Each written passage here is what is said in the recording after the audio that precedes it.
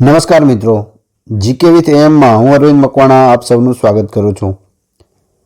ગુજરાત સરકારમાં આવનાર તમામ ભરતીઓ માટે ખૂબ જ ઉપયોગી વિડીયો જોવા અત્યારે જ ચેનલને સબસ્ક્રાઇબ કરો અને બાજુમાં આપેલા બેલને પ્રેસ કરો, જેથી રોજેરોજ તમને નવા વિડીયો અને નવી માહિતી મળતી રહે। મિત્રો, આજના વિડીયોમાં આપણે પોસ્ટ વિભાગમાં જે ભરતી આવી છે તેના વિશે વાત કરીશું। પરીક્ષા વગર સીધી ભરતી લેવામાં આવશે અને લાયકાત ધોરણ 10 પાસ રાખવામાં આવેલ છે। મોસ્ટ ઓફ જે પણ પરીક્ષાઓ અત્યારે લેવાય છે કે જે પણ ભરતીઓ નીકળે છે બધામાં 12 પાસ અને મોસ્ટ ઓફમાં ગ્રેજ્યુએશન કરી દેવામાં આવ્યું છે। તો 10 પાસ માટે ઉત્તમમાં ઉત્તમ તક છે નોકરી મેળવવાની। કુલ જગ્યાઓની વાત કરીએ તો 1826 જગ્યાઓ પર આ ભરતી આવી છે। સંપૂર્ણ માહિતી આ વિડીયોમાં તમને મળી જશે અને માહિતી મેળવી અને તાત્કાલિક ફોર્મ ભરી દેવું। કાયમી નોકરી છે અને કાયમી નોકરી મેળવવાની આ તમને ઉત્તમ તક મળી છે। તો સંપૂર્ણ માહિતી મેળવીએ। આ છે ઓફિશિયલ નોટિફિકેશન।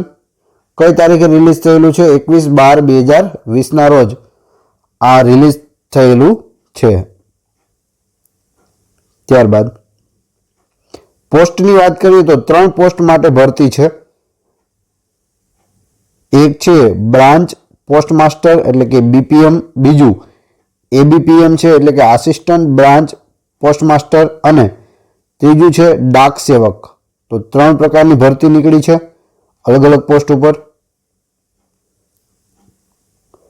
હવે વાત કરીએ આપણે વેકેન્સીની, કેટલી જગ્યાઓ છે તો અહીં આપેલી છે 1826 જગ્યાઓ ટોટલ છે। તેમાં ઈડબ્લ્યુએસ ની 201, ઓબીસી ની 412, પીડબ્લ્યુડી ની એમાં એ બી સી અને ડી સુધી આપેલું છે, જેને લાગુ પડતું હોય જોઈ લેવું।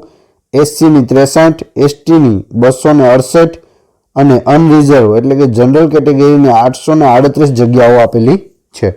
તો ટોટલ પોસ્ટ છે 1826। આગળ વધીએ। એજની વાત કરીએ આપણે ઉંમરની તો 18 થી 40 વર્ષ અહીં ઉંમર રાખવામાં આવેલી છે। મિનિમમ 18 વર્ષ હોવી જોઈએ, વધુમાં વધુ 40 વર્ષ હોવી જોઈએ અને તેની ગણતરી છે તે 21/12 હિસાબે ગણવામાં આવશે। તો 21 તારીખ એટલે કે 21 ડિસેમ્બર 40 વર્ષથી વધુ ઉંમર હોવી જોઈએ નહીં। હવે છૂટછાટ જે મળે છે તેના વિશે વાત કરીએ તો એસસી અને એસટી બંનેને 5 વર્ષની છૂટછાટ મળે છે। ઓબીસીને 3 વર્ષની છૂટછાટ મળે છે। ઈડબ્લ્યુએસને કોઈ પણ છૂટછાટ મળતી નથી, એટલે કે 18 થી 40 વર્ષ સુધી તેઓને વયમર્યાદા છે તે રહેશે। તે સિવાય વુમન્સ ને એ બધી આપેલી છે ડિટેલ, એ તમે જોઈ લેજો। પીડબ્લ્યુડી વાળાની પણ આપેલી છે 10 વર્ષ, 13 વર્ષ અને 15 વર્ષ। તો આ છે વયમર્યાદા।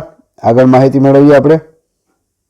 સિલેક્શન પ્રોસેસ તો મેરિટના આધારે તમારી અહીં ભરતી કરવામાં આવશે। Candidate will be selected based on merit. તો 10મામાં જે તમારી ટકાવારી છે તેના આધાર ઉપર જ લેવામાં આવશે।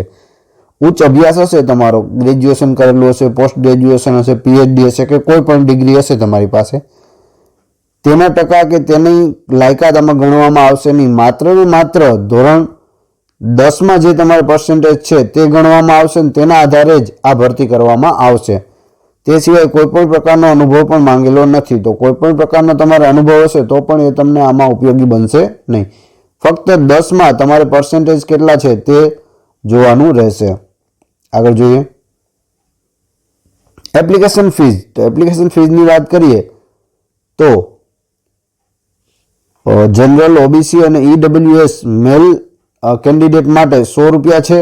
ફિમેલ માટે કોઈ પણ પ્રકારની ફીઝ લેવામાં આવી નથી। ત્યારબાદ એસસી, એસટી અને પીએચ માટે પણ કોઈ પણ પ્રકારની ફી નથી।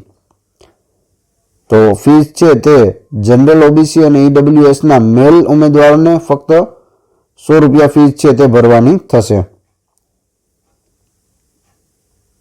આગળ જોઈએ ઇમ્પોર્ટન્ટ ડેટ્સ।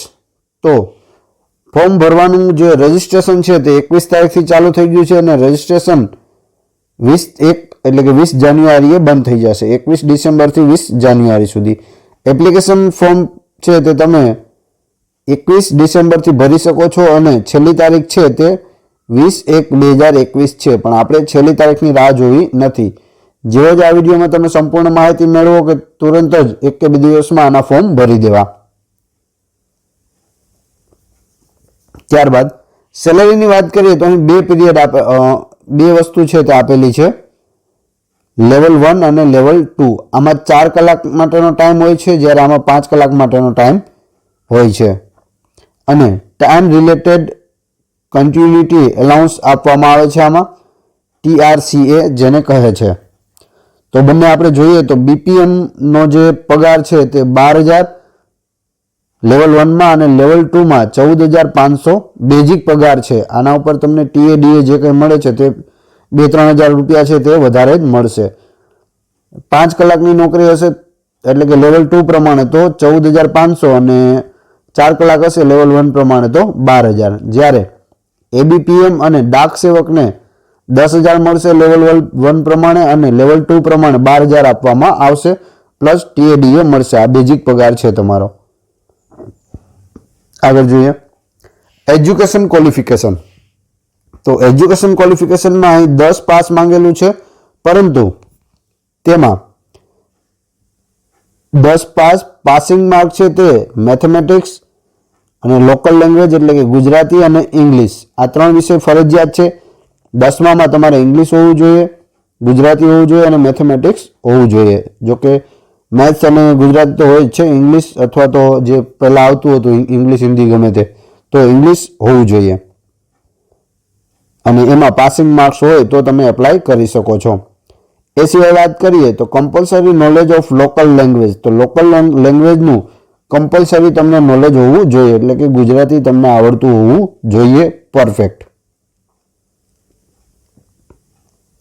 ત્યારબાદ વાત કરીએ તો બેઝિક કોમ્પ્યુટર ટ્રેનિંગ કરેલી હોવી જોઈએ, જેમાં તમારી પાસે અહીં 60 દિવસનું સર્ટિફિકેટ માંગવામાં આવેલું છે. અહીં તમે જોઈ શકો છો કે 60 દિવસ છે તે 60 દિવસનું સર્ટિફિકેટ હોવું જોઈએ, એટલે કે 2 મહિનાનું કોમ્પ્યુટર કોર્સ કરેલો હોવો જોઈએ, અથવા તમારે 10મામાં કે 12મામાં જો કોમ્પ્યુટર વિષય હોય તો તમારે આ સર્ટિફિકેટની જરૂર રહેતી નથી.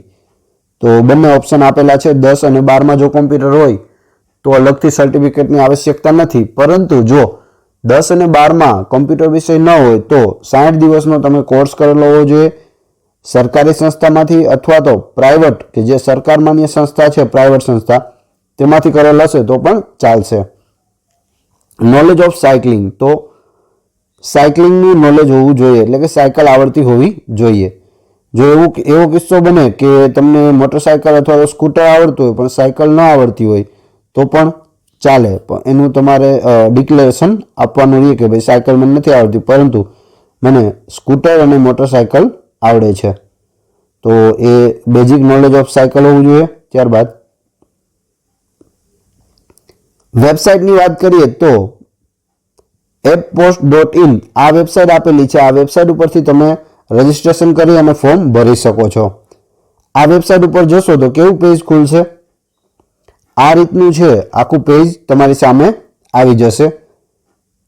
આ પેજમાં અહીં Gujarat and Karnataka circle cycle class 3 જે પોસ્ટ છે તેના વિશે માહિતી આપેલી છે. કેટલી પોસ્ટ છે તે પણ માહિતી આપેલી છે. એની વેબસાઇટ ઉપર 1826 પોસ્ટ છે ગુજરાત માટે.